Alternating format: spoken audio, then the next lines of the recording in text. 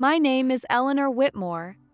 I'm 38, a schoolteacher in a small English village tucked away in the Cotswolds, where time seems to move slower and neighbors still wave when passing by. My days are shaped by routines I find comfort in: morning tea before the girls wake up, the walk to school with Sophie's tiny hand in mine, and quiet evenings filled with the soft rustle of Beatrice's reading and Clara's endless questions about the stars. James, my husband, is a thoughtful man, an architect who spends hours sketching homes that breathe with the land. He believes beauty should be useful, and our stone cottage, modest but warm, is his quiet masterpiece. From the outside, our life might seem picture-perfect, and for a long time it was. We were the kind of family people smiled at in church or pointed to at the market. The Whitmores, such a lovely bunch. But everything shifted the day Thomas came back. My brother had been gone for 5 years, locked away behind steel bars and a past we rarely spoke of. Now he was free, and with him came a storm I had tried to forget. If you're still listening, we want to sincerely thank you for spending your time with us. Truly means a lot. We'd love to know, where in the world are you watching from? Drop your country in the comments and let's see how far this message has reached. If you haven't subscribed to the channel yet, I highly recommend doing it now so you won't miss any of our upcoming stories. These aren't just ordinary stories, they're filled with meaningful life lessons that can inspire, teach, and stay with you long after the video ends. Hit that subscribe button and join our growing community. Thomas was 35 when he walked out of prison, thinner, quieter, but still with that flicker behind his eyes I'd never trusted, not even when we were children. A former mechanic with a gift for engines and a temper he never managed to rein in, he had spent 6 years behind bars for something unspeakable: the assault of an 8-year-old girl. A child. A neighbor's daughter. That detail alone makes it impossible for me to pretend he was merely troubled. What he did was monstrous. And yet, when he was released, my family acted as if time and repentance could smooth over what he'd done. My mother, Margaret, was the first to push. At 62, a retired librarian and deeply devout woman, she called it a test of our faith. She rang me 19 times the week after his release, quoting passages from Corinthians and Lamentations, as if my refusal to welcome Thomas back into my life meant I was spiritually adrift. She sent letters, too, pages of looping handwriting peppered with underlined verses and tear-stained appeals. It was manipulative, and she knew it. But she also knew I was the eldest, the one who had always bent just enough to keep the peace. When her calls and letters didn't move me, she showed up in person. I was just getting Sophie's rain boots on when I heard her knock. James wasn't home, of course he wasn't, and the girls were half-dressed for school, cereal bowls still on the table. Margaret stood there in the drizzle, her hair damp and frizzy, her arms wrapped around a thick folder. She didn't wait to be invited in. "He's changed, Eleanor," she said, following me into the kitchen like she still lived there. She laid the folder down next to the girls' crayons and opened it with reverence. Inside were certificates, prison courses in anger management, a theology seminar led by a visiting bishop, carpentry work that apparently earned him Inmate of the Month twice. "He's found God," she added, eyes glistening. "He deserves his family." I looked at Sophie, standing quietly near the door, and felt something tighten inside me. My voice came out low, cold. "He won't come near my children." But Margaret wasn't listening. She never really had. I stood my ground. "He's not welcome here, Mum. Not for tea, not for Christmas, not ever." It was not a decision I made lightly. But my daughter's safety was non-negotiable. I would not gamble with their innocence for the sake of anyone's redemption arc. Margaret's face, once tight with carefully practiced concern, suddenly contorted with anger. Her eyes, sharp and unyielding, flashed with something venomous. "Those are his nieces," she hissed. "You're robbing him of his blood." Her words stung, but they didn't shake me. What followed was a campaign I can only describe as spiritual blackmail. Charlotte called me in tears one night, her voice cracking like she'd lost something. "He has nowhere to go, all." You've always had the bigger heart. Why now?" She pleaded. Edward, my father, usually mild, detached, sent me daily emails, each one titled with a different verse. Luke 6 verse 37, Romans 3 verse 23, John 8 verse 7. Forgiveness, sin, judgment. He didn't write much beyond the scripture itself. I never responded.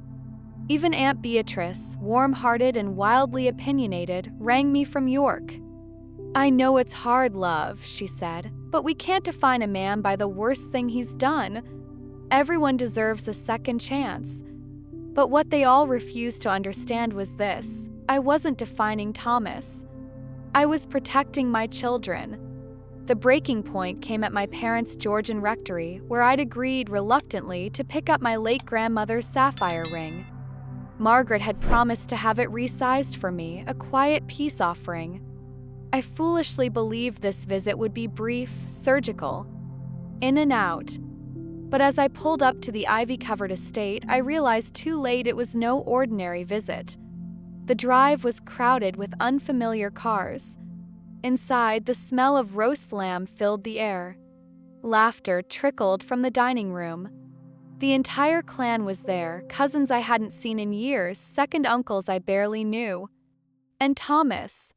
He sat at the oak dining table like he belonged, like he hadn't spent 6 years in a cell for hurting a child.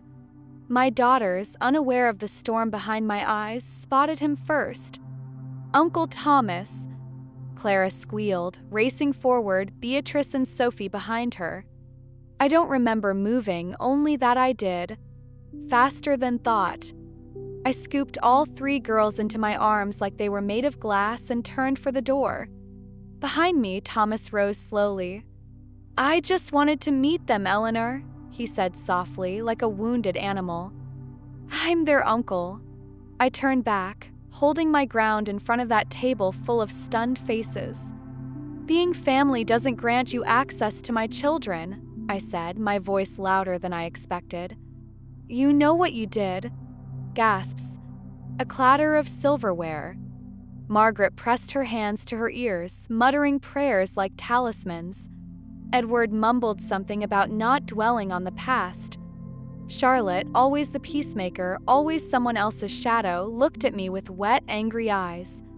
"You didn't have to make a scene. You've upset the girls." No one asked if I was upset. No one asked why I'd had to react at all. I left. With the girls. Without the ring. The next day it started. Margaret told her church group I was keeping her grandchildren from her. She left out Thomas's crime, of course.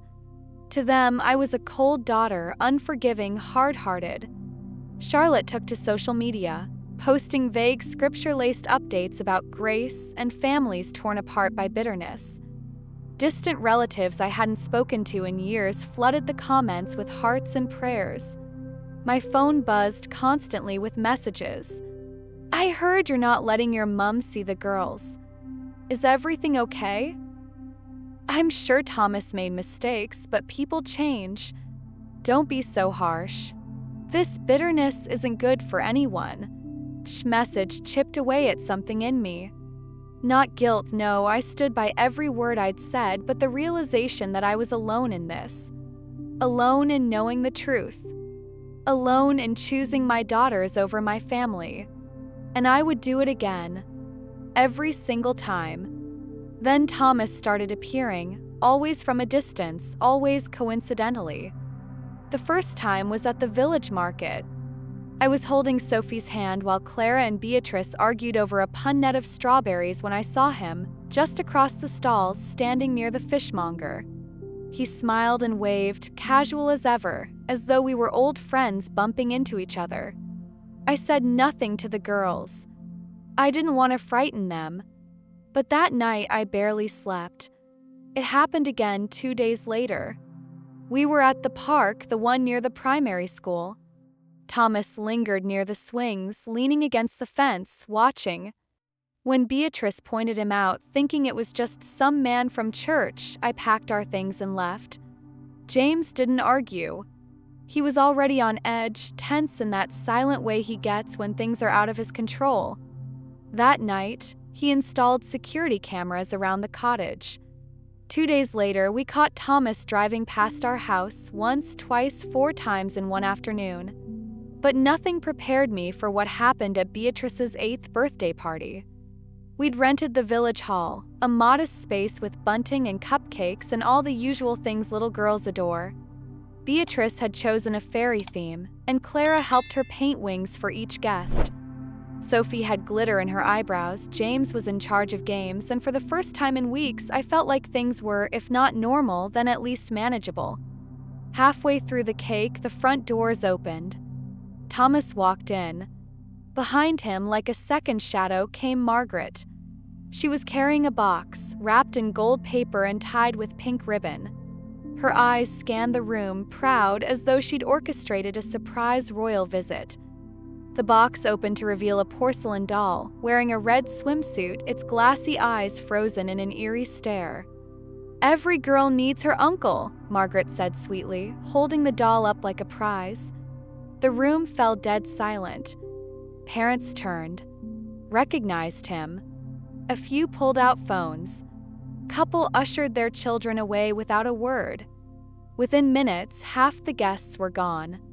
Beatrice locked herself in the loo, crying. Sophie clung to my leg, confused. Clara whispered, "Why is everyone leaving?" I called the police the next morning. Then I filed for a restraining order. That was when Margaret showed her hand. She remortgaged the rectory, her beloved home of 40 years, and funneled the money into a solicitor for Thomas. Suddenly, I wasn't just a sister protecting her children. I was a target in a legal campaign. They argued that I was alienating Thomas from his rightful place in the family, that I was emotionally damaging my daughters by creating fear where none was warranted, that Thomas had served his sentence, completed rehabilitation, and deserved the chance to reconnect. In court, Margaret took the stand against me. She wept, dabbing her eyes with a lace handkerchief as she called me vindictive, unyielding, angry beyond reason. "She won't even allow us to speak to our grandchildren," she said, voice cracking. "We're losing our family because of Eleanor's spite." And the judge, God help me, the judge listened. He granted a temporary restraining order, yes, but he warned it might not hold. "Your brother has completed probation," he said. "He has no current legal restrictions. We must balance protection with the right to family connection." The words made my skin crawl, and the harassment only worsened. Edward, my father, the vicar who once baptized half the village, began showing up outside James's firm. He stood in the car park with a Bible in hand, quoting scripture loudly enough for the interns to hear. The prodigal son was welcomed home, not cast out, he shouted one morning, as if public shaming might win us over. Charlotte tried to collect the girls from school one afternoon, told the receptionist I'd sent her. When they called me to confirm, my hands shook with rage. We removed every single family member from the school pickup list that day. Even distant cousins I hadn't spoken to in years began sending letters, pages and pages about grace, healing, Christian duty. Some were handwritten, some typed and signed in blue ink, as if formalizing their judgment. But the worst moment came from Clara. She had found old family photos on my phone, pictures from Christmases long before the trial. Thomas holding Beatrice as a baby. Margaret and Edward at the piano. All smiles, all lies. She looked up at me, her eyes wide with confusion. "Why can't we see Uncle Thomas?" she asked quietly. "Gran says you're being cruel." I swallowed the rising tide in my throat. "I'm not being cruel," I whispered, hugging her tight. "I'm keeping you safe." But the weight of it, the isolation, the constant vigilance, the way my own child now questioned my love, crushed something in me. Something I fear may never fully come back. Desperation has a way of sharpening instincts. With no time to waste, I began calling every family law solicitor in Gloucestershire. Not for advice, at least not at first, but to conflict them out. By booking initial consultations, I effectively removed them as options for Margaret. It was a tactical move, one I hated making, but this wasn't a game anymore. They wanted access to my daughters. I needed to make sure they never got it. James, ever the steady hand in my life, took leave from work to stay home with the girls. We restructured our lives. Every day was carefully planned. School drop-offs, pickups, after-school clubs, playdates at vetted homes, supervised at all times. We weren't just parenting anymore, we were fortifying. Every gap in our routine felt like a crack they might slip through.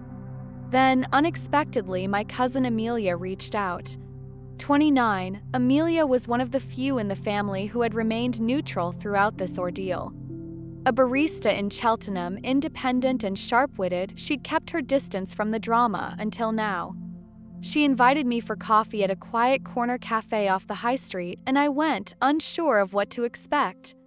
She slid her phone across the table, the screen lit up with a WhatsApp group chat. 21 relatives. The group's name? Family Restoration Project. I scrolled through the messages with trembling hands. They weren't vague or hopeful or naive. They were calculating, organized. They spoke of bumping into us at school events, in the shops, even during Sunday service. Some even suggested approaching the girls directly when I wasn't looking. Margaret had convinced them that Thomas's conviction was a misunderstanding, that the victim's family had exaggerated to ruin a young man's life. Amelia, a mother herself, hadn't bought it. She had quietly pulled court records, read the case summary, and knew exactly what Thomas had done. That's why she came forward. The messages laid out their strategy in chilling detail, overwhelmed me legally, emotionally, and socially, drowned me in character references. One was from our retired childhood GP, praising Thomas's gentle nature and kindness with children. Another suggested contacting school governors in the local parish, citing me as hostile and mentally unstable. Then came Margaret's latest move. She petitioned for grandparent visitation rights, claiming I was withholding access to her grandchildren and failing in my maternal duties. Included in her affidavit were claims that I was emotionally abusive, keeping the girls in isolation, poisoning their minds against their family. That night, as I put the girls to bed, I glanced out the window. Thomas's van was parked just across the lane, the engine off, headlights dark. Beside him sat Margaret, her silhouette unmistakable. They didn't knock. They didn't step out. They just sat there, watching the windows flicker with our movement, our light. They stayed for an hour before driving off. James was furious. He stormed out the next morning when they returned, demanding they leave, threatening to call the police. They retreated, but like clockwork, they came back the next day, this time just Margaret, standing near the postbox as if she belonged there. The girls began to change. Clara stopped inviting friends over. "It's too noisy," she said, but I knew she didn't want to explain the strange van or why her gran wouldn't stop staring. Beatrice started having nightmares again, ones where someone was knocking on the windows. And Sophie, sweet Sophie, regressed. She clung to me like she was two again, refusing to sleep without my hand in hers, crying if I left the room. By the time we reached the final court hearing, I was exhausted, but I was ready. Our solicitor presented everything: security footage of Thomas circling the cottage, Amelia's screenshots of the family group chat, and most damning of all, the report from Child Services. Someone had filed a complaint alleging I was emotionally abusing my daughters by cutting them off from family. The source of the report? Margaret's address. Courtroom was packed. Every pew lined with relatives, some with arms crossed, others openly weeping as if they were the victims. Their glares followed me as I took the stand, as if I had burned a house down, not tried to protect my own. Margaret's solicitor leaned into the narrative of redemption. He cited every certificate Thomas had earned in prison: theology, carpentry, peer mediation. Family members gave testimony about his newfound peace, his humbled spirit. To them, he wasn't a predator. He was a prodigal son returning home. And me? I was the barrier, the bitter daughter, the overprotective mother, the unforgiving wall. But I stood tall, 'cause I knew the truth. And more importantly, I knew what they didn't. I wasn't done fighting. I told the judge everything. Every detail I had documented over months, the birthday party ambush, the coincidences at the market and the park, the unsettling letters Margaret had slipped into Clara's backpack at school. I described Thomas's van, parked like a predator just outside our home. I didn't cry. I didn't falter. I simply told the truth, cold and steady. The judge listened. To my relief, he extended the restraining order for 18 months, citing Thomas's persistent boundary violations and ongoing emotional harm to the children. It wasn't permanent, but it was something. He also ruled that Margaret could have limited, supervised visitation 1 hour every 2 months at a community center in Cheltenham. Thomas was explicitly barred from attending. It was a partial victory, and the war was far from over. Margaret's campaign didn't stop. It only changed shape. At her first visit with the girls, she smiled like the queen on parade. At the Cheltenham Center's cheerful playroom, beneath murals of woodland animals and shelves of plastic toys, she delivered her next blow, wrapped in sweetness. She told Clara and Beatrice how everyone missed them, how the family was heartbroken. "Gran's house is so quiet without your laughter," she said softly. Clara came home confused and withdrawn, asking, "Mummy, why can't we just go to Gran's like before?" Meanwhile, Thomas began circling the edges of our lives again, this time with technical precision. At the village fete, he volunteered at a neighboring booth. He smiled from across the green, never crossing the restraining order's distance, just close enough to be seen, to be felt. Edward escalated too. James would find him waiting by his car after work, holding pamphlets on Christian forgiveness, quoting the Gospels like curses. "Judge not, lest ye be judged," he'd mutter as James walked away. Charlotte's social media presence turned toxic. She began posting under hashtags like #parentalalienation and #familydestroyed, calling out narcissistic abuse without using my name, but it didn't matter, everyone knew. Friends stopped inviting us over. The girls' teachers reported declining grades. Clara stopped drawing. Beatrice started stammering again. Sophie had nightmares and wet the bed. We threw everything we had into fighting back: legal fees, therapy sessions, security upgrades. We installed motion sensors, reinforced the doors, added a panic button in our bedroom. Our home looked less like a cottage and more like a fortress. Then came the defamation lawsuit. Thomas claimed I had ruined his reputation, made him unemployable, that my false accusations had cost him opportunities. He demanded access to my emails, my journals, even therapy records. Our solicitor warned us this suit was designed to drain us. If we defended ourselves, we might win, but we might also go bankrupt. While we debated strategy, Margaret used her court-approved visits to push further. On the second visit, she brought a photo album, dozens of old pictures of Thomas at family barbecues, baptisms, birthdays. Every page was captioned, "Your uncle loves you.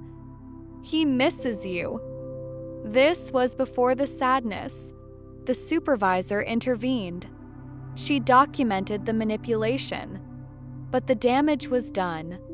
That night, Beatrice asked if she could keep the album. Gran said it's ours. Her eyes were wide with hurt. I told her no, and she cried herself to sleep. The pressure mounted, crept into every corner of our lives. One afternoon, as I loaded groceries into the car, a cousin I hadn't seen in years reversed into me. The damage was minor, but he filed a report claiming I had sped forward recklessly. It was petty, designed to smear me further. Relatives appeared at Clara's ballet recital, at Beatrice's football matches. They never approached us, never breached the restraining order, but their presence was deliberate, chilling, always watching. Amelia kept feeding us screenshots from the group chat.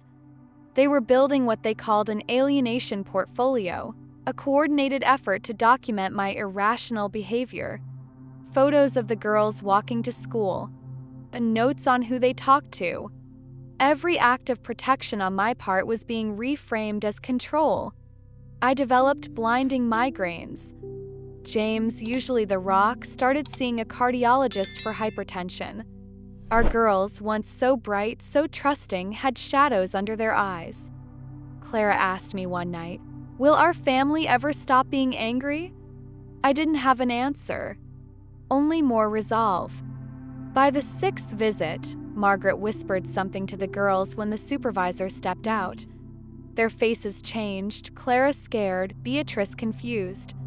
They wouldn't tell me what she'd said, but later, Sophie confessed. Gran promised them special gifts from Thomas if they convinced me to let him visit. The manipulation was breaking their trust in me. On Christmas Eve, we found 3 hand-carved wooden dolls on our doorstep, dressed in outfits mimicking my daughters. The note read, "With love, Uncle Thomas." I stored them in the shed, unable to destroy what the girls had already seen. The defamation case tipped the scales.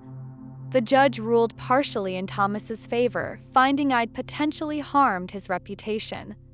A trial loomed, one we couldn't afford. Exhausted, I instructed our solicitor to offer a settlement, £25,000 for a permanent no-contact agreement. Thomas accepted, likely plotting his next move. Margaret, furious, petitioned for unsupervised visits, claiming the settlement proved my accusations were false. But our solicitor had included a clause.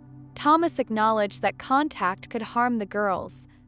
The judge, seeing the pattern of harassment, reduced Margaret's visits to quarterly with stricter oversight.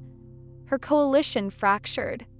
Relatives blamed her for squandering her savings, others turned on Thomas for taking the money. We used the respite to rebuild. The girls' school added security, we found a therapist specializing in family trauma, and we began explaining Thomas's absence in age-appropriate terms. The quarterly visits became less disruptive, though Margaret's subtle jabs persisted. 6 months later, Thomas violated the agreement, sending birthday cards via a cousin. Our solicitor filed for contempt, and he faced a £5,000 fine which Margaret paid, draining her further. A year on, I sit in our garden, watching Clara, Beatrice, and Sophie chase each other through the lavender. We've paid dearly, our savings, our peace, our family ties. But my daughters are safe, their laughter a reminder of what we've protected. Margaret's visits are a controlled nuisance, Thomas a distant threat. The restraining order will need renewing, and I know they'll test our boundaries again. But for now, we've carved out a fragile peace. I often wonder about Margaret. Did she truly believe she was right, or was this about control? Her face, lined with regret, haunts me. Yet as I hold my girls close, I know I'd pay the cost again. Protection isn't cheap, but it's worth every penny, every tear, every scar. For them, I'd fight forever. 5 lessons I learned protecting my daughters. I'm Eleanor Whitmore, and the battle to shield my daughters, Clara, Beatrice, and Sophie, from my brother Thomas, a convicted offender, taught me lessons I'll carry forever. These truths, forged in fear and sacrifice, shaped how I protect those I love. First, protecting your loved ones demands unwavering resolve. When my family, my mother Margaret, father Edward, sister Charlotte, insisted I let Thomas near my girls, I refused. Despite their accusations of cruelty and sermons on forgiveness, I learned that safeguarding my children sometimes means standing firm, no matter how many call me heartless. Second, trust must be tempered with vigilance. My family wielded our bond like a weapon, using emotional letters, subtle gifts, and coordinated harassment to manipulate me.